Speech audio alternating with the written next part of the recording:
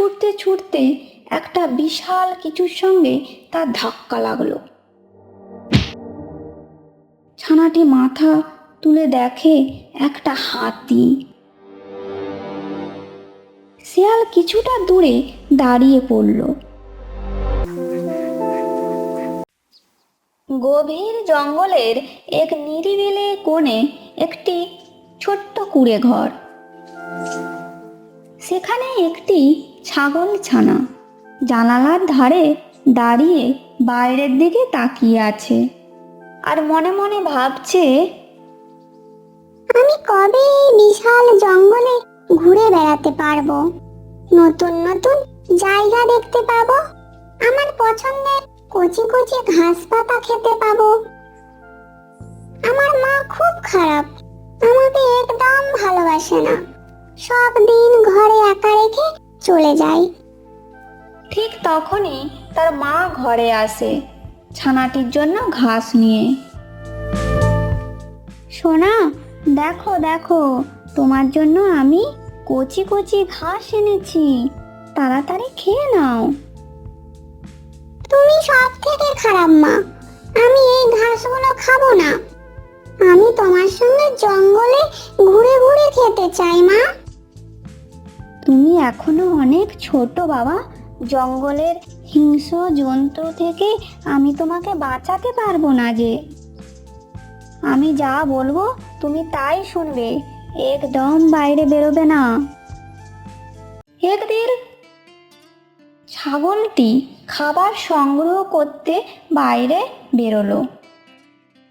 ছাগল ছানাটির মন আর মানল না, সেও একা একা জঙ্গল ঘুরে দেখার জন্য বাইরে বেরিয়ে পড়ল। আহা, সত্যি কি সুন্দর জায়গা, কত আলো বাতাস। মা শুধু শুধু আমায় ঘরে বন্দি করে রাখে, খালি ভয় দেখায়। ছাগল ছানাটি জঙ্গলে ঘুরতে ঘুরতে তার সঙ্গে দেখা হয় এক বানরের। তুমি কে? তোমার মা কোথায়? তোমাকে ভয় লাগে না? আমি বানর, আমি একাই ঘুরে বেড়াই, আমার কোনো ভয় নেই, ভয় করে জঙ্গলে বেঁচে থাকা যায় না। এই বলে বানরটি চলে গেল। ছাগল ছানাটি মনে মনে ভাবতে লাগলো, মা শুধু শুধু এতদিন আমাকে ঘরে বন্দি করে রেখেছিল, সত্যি আমার মা খুব খারাপ।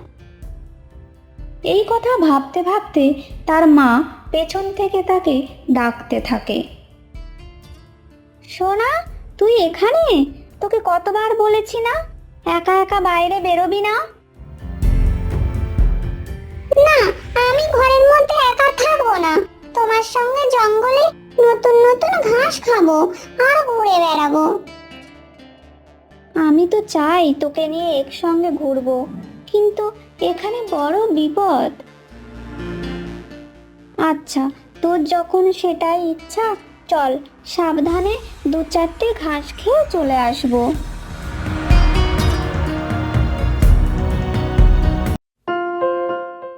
মা আর সোনা আনন্দে হাঁটতে লাগলো। হঠাৎ ঝোপের আড়াল থেকে এক বাঘ তাদের দিকে এগিয়ে এলো। সোনা ভয়ে তার মায়ের কাছে গিয়ে দাঁড়ালো, বলল, মা, এটা আবার কে? গায়ে এত সুন্দর রং লাগিয়েছে কেন? আরে পাগলি, ওগুলো ছবি নয়, ওটা ওর গায়ে স্বাভাবিক দাগ, ওর নাম বাঘ। ওহো, তাই নাকি?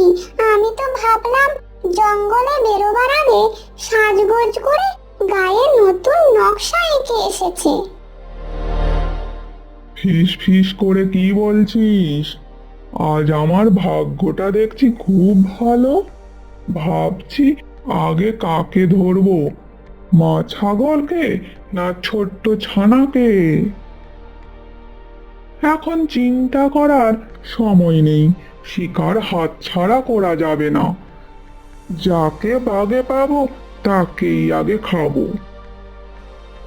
এই বলে বাঘ দিল লম্বা ঝাঁপ। সোনা, আর দাঁড়ালে হবে না, ছুট, যত জোরে পারবি ছুট, বাঘটা আমাদের তাড়া করেছে।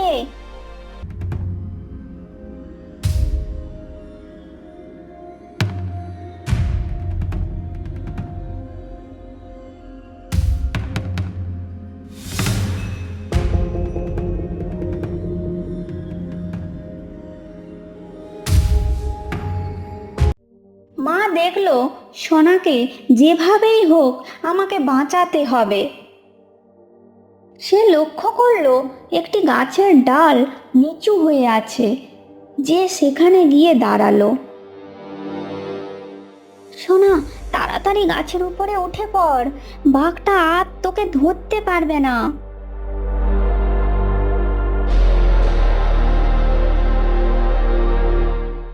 মা, তুমি কি করবে? আমি অন্যদিকে যাচ্ছি, তুই এখান থেকে একদম নামবি না কিন্তু। ছানাটাকে তো গাছে তুলে বাঁচিয়ে দিলে, তুই যাবি কত দূর? তোদের পেছনে ছুটতে ছুটতে আমার রাগ ও খিদে দুটোই দ্বিগুণ বেড়ে গেছে। আজ তো তোকে আমার পেটে যেতেই হবে ছাগল। আমার ছানাটা বেঁচে আছে এই ভেবে আমি মরতে পারবো, এটাই আনন্দের। তাহলে আর দেরি কেন? আয়, তাড়াতাড়ি আমার কাছে চলে আয়। ছাগল প্রাণ বাঁচানোর জন্য আবার দৌড় দিল।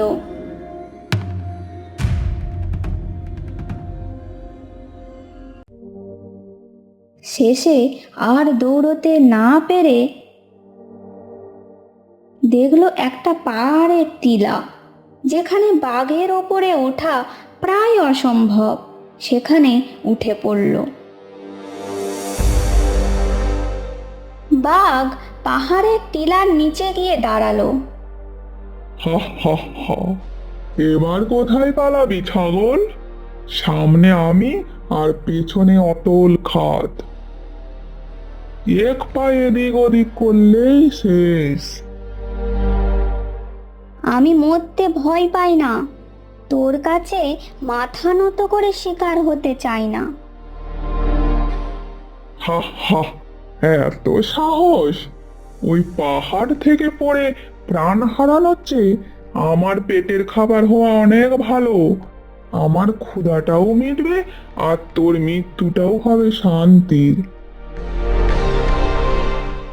তোর পেটের ক্ষুধা মেটাতে নিজের প্রাণ বিসর্জন আমি দেব না, তার চেয়ে আমি এই পাহাড় থেকে নিচে ঝাঁপ দেব। না না, এত বড় ভুল কাজ করতে নেই। আমি কথা দিচ্ছি, কোনো কষ্ট না দিয়ে মেরে ফেলবো। আর ওখান থেকে ঝাঁপ দিলে তোর মৃত্যুটা হবে কষ্টের, যেটা আমি চাই না। আয় ছাগল, কাছে এসে ধরা দিয়ে আমার ক্ষুধা নিবারণ কর।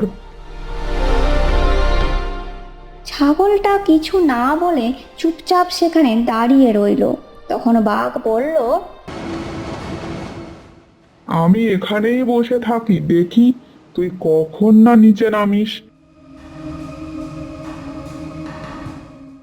শেয়াল ওই পথ দিয়ে যাচ্ছিল। বাঘকে বসে থাকতে দেখে বলল, আরে মামা, এখানে একা একা বসে আছো? এদিক ওদিক তাকাচ্ছ, কি ব্যাপার? আজ আমার ভাগ্যটা খুব ভালো রে। ছানাটা গাছে উঠলেও মাকে এখানে ঘিরে রেখেছি, কখন না নিচে নামবে।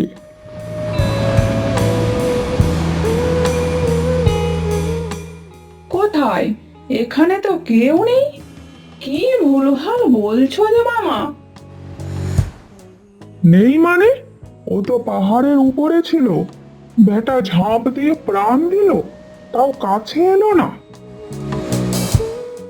সে কি, দুটো শিকার হাতছাড়া হলো। ছানাটা কোথায় দেখেছো?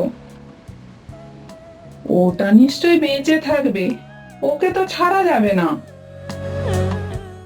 আমি দৌড়ে দৌড়ে ক্লান্ত, তুই সেখান থেকে হোক ওকে ধরে আন। ওর মাংস না খেলে আমার মন শান্ত হবে না। শিয়াল জঙ্গলে চলল ছাগল ছানার খোঁজে। অন্যদিকে ছানাটি একা একা গাইছে, মনের মতো ঘুরবো আমি, কচি ঘাসে ভরবো আমি। মা আমার নেই, নেই কোনো বাধা, জঙ্গল জুড়ে খেলবো আমি একা। তার সামনে একটা পাখি এসে বসে। এই যে ছাগল ছানা, মনে হচ্ছে তুমি খুব আনন্দেই আছো, কিন্তু একা একা এই গভীর জঙ্গলে যে। আমি এখন স্বাধীন, মা আমাকে সব সময় ঘরে আটকে রাখতো।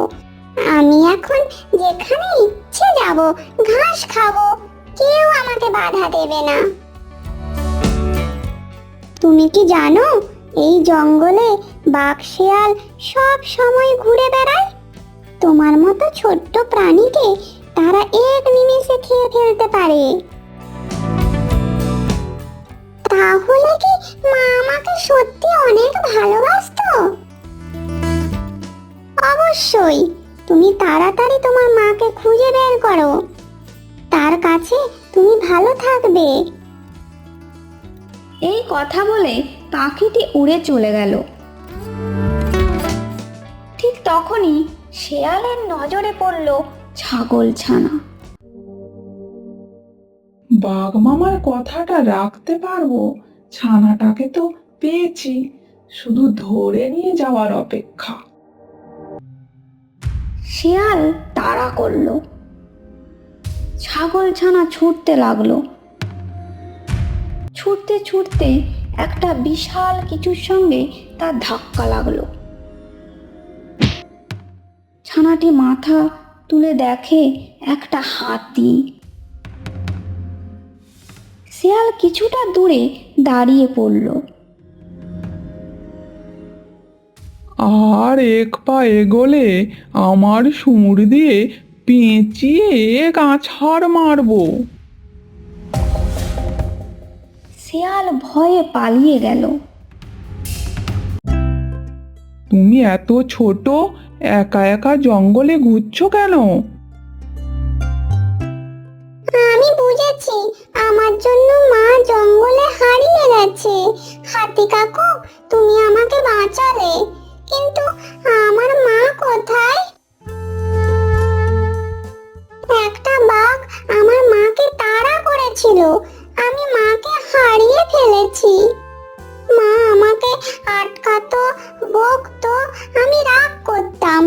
এখন বুঝতে পেরেছি মা আমাকে কতটা ভালোবাসতো। এই জঙ্গলে যে একবার হারিয়ে যায় তাকে খুঁজে পাওয়া খুব কঠিন। মা, তুমি কোথায় আছো? কেমন আছো? একবার ফিরে এসো, আমি আর তোমার কথার অবাধ্য হব না। হাতিটি নীরবে দাঁড়িয়ে সোনার সব কথা শুনতে লাগলো। কিছুক্ষণ পরে বলল, সোনামা, হারানোর ব্যথা আমি বুঝি, কিন্তু তোমার মাকে কোথায় খুঁজবো? একমাত্র ভগবানই পারেন তোমার মাকে তোমার কাছে ফিরিয়ে দিতে। আকাশের দিকে তাকিয়ে সোনা বলল, ভগবান, তুমি যদি আমার কথা শুনতে পাও, আমার মাকে একবার আমার কাছে ফিরিয়ে দাও। ঠিক তখনই জঙ্গল থেকে বেরিয়ে এলো সোনার মা। সোনা, তুই ঠিক আছিস তো? তোর কোনো বিপদ হয়নি তো বাবা? মা, আমি তোমাকে অনেক কষ্ট দিয়েছি। তোমার ভালোবাসা আর যত্নের মূল্য আমি আগে বুঝিনি। আজ থেকে তোমার কোনো কথা অমান্য করব না। আমি শুধু চাই তুমি সব সময় আমার কাছে থাকো। তুমি আমাকে যত খুশি মারো, বকো, আমি আমি আর কিচ্ছু বলবো না। ঠিক আছে ঠিক আছে, হাতি বন্ধু, তোমাকে ধন্যবাদ আমার সোনাকে বিপদ থেকে বাঁচানোর জন্য। এতে ধন্যবাদের কি আছে, এটা আমার কর্তব্য ছিল। কিন্তু তুমি ওই বাঘের হাত থেকে বাঁচলে কিভাবে? পাহাড়ের পেছন দিকে একটা খুব সরু রাস্তা ছিল, সেটা জঙ্গলে গিয়ে মিশেছে, সেই পথ ধরেই বেঁচে গেছি। এবারে তোমরা বাড়ি ফিরে যাও, সন্ধে নেমে আসবে। আমি কি তোমাদের বাড়িতে পৌঁছে দেব? না না, কোনো প্রয়োজন নেই, আর একটু গিয়ে বাড়িতে পৌঁছে যাব। এই বলে সোনা ও তার মা বাড়ি ফিরে গেল। আপনাদের কাছে আমাদের ছোট্ট অনুরোধ, গল্পটি ভালো লাগলে দয়া করে চ্যানেলটিকে সাবস্ক্রাইব করে আমাদের পাশে থাকবেন।